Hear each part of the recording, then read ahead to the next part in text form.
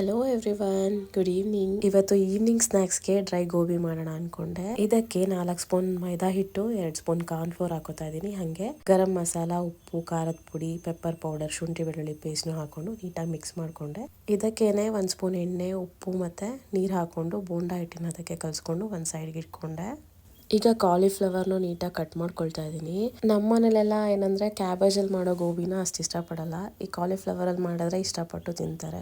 ಈಗ stove on ಮಾಡಿ ಒಂದು ಪಾತ್ರೆಯಲ್ಲಿ ಬಿಸಿನೀರು ಕಾಯಕ್ಕೆ ಇಟ್ಕೊಂಡಿದ್ದೀನಿ. ಅದಕ್ಕೆ ಉಪ್ಪು ಮತ್ತೆ ಅರಶಿನ ಹಾಕಿ ಕಾಲಿಫ್ಲವರ್ನು ಸೇರಿಸ್ದೆ. 1-2 ಮಿನಿಟ್ಸ್ ಹೈ ಫ್ಲೇಮಲ್ಲಿ ಕುಕ್ ಮಾಡ್ಕೊಂಡ್ರೆ ಸಾಕಾಗುತ್ತೆ. ಇದು ಬಿಸಿನೀರಲ್ಲಿ ಅರಶಿನ ಹಾಕಿ ಬೇಯಿಸೋದ್ರಿಂದ ಇದರಲ್ಲಿರೋ ಬ್ಯಾಕ್ಟೀರಿಯಾ ಎಲ್ಲ ಸತ್ತೋಗುತ್ತೆ. ಈಗ ಬೇಯಿಸ್ಕೊಂಡಿರೋ ಹೂಕೋಸನ್ನ ಹಿಟ್ಟಲ್ಲಿ ಹಾಕಿ ಕಲಿಸ್ಕೊಂಡು ಕಾದಿರೋ ಎಣ್ಣೆಲಿ ನೀಟಾಗಿ ಬಿಟ್ಕೊಂಡು 2 ಕಡೆನೂ ಫ್ರೈ ಮಾಡ್ಕೊಂಡ್ರೆ ಡ್ರೈ ಗೋಬಿ ರೆಡಿ ಆಯಿತು. ಸಖತ್ ಟೇಸ್ಟಿಯಾಗಿತ್ತು ಮಾತ್ರ.